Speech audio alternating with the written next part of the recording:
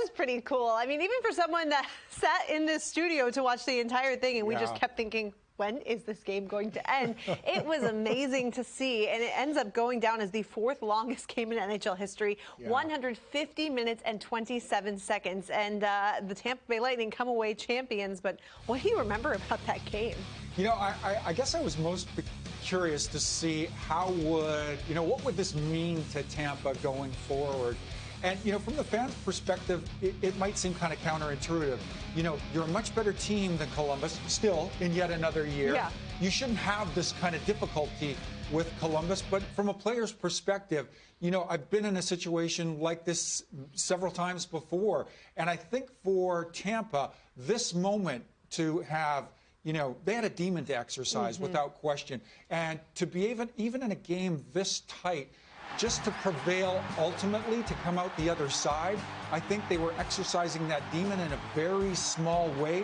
And I really noticed it galvanized this club. It drew them closer together because they had to trust in their game. They had to trust in one another, even when, you know, 5 overtimes into it, you know, that trust and that faith in your game could be, there are many, many reasons to doubt that, but they stuck with the process. The process ultimately, that adherence to the process ultimately won out. And again, galvanized this team in a really special way. So, you know, I think having played in a game that tight, having won a game that tight, it really solidified in them, you know, now we've got the makings of what it takes. I think there was a glimpse of that at that point. Yeah, but they showed no fatigue factor going forward either. I remember the rest of that series was really intense and so much fun to watch.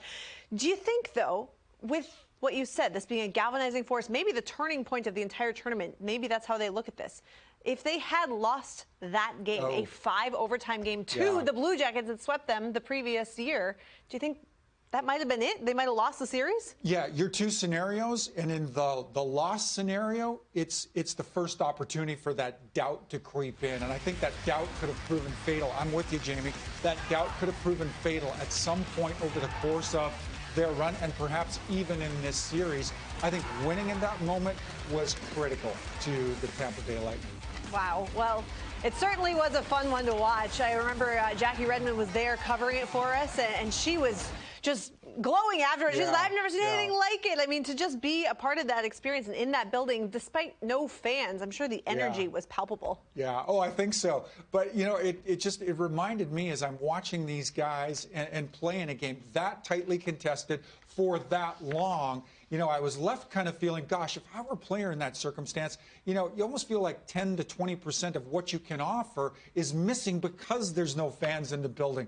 I was dissuaded of that notion at that moment because, you know what, taking the fans out of that environment, it really didn't seem to undermine the caliber of play and how competitive it was.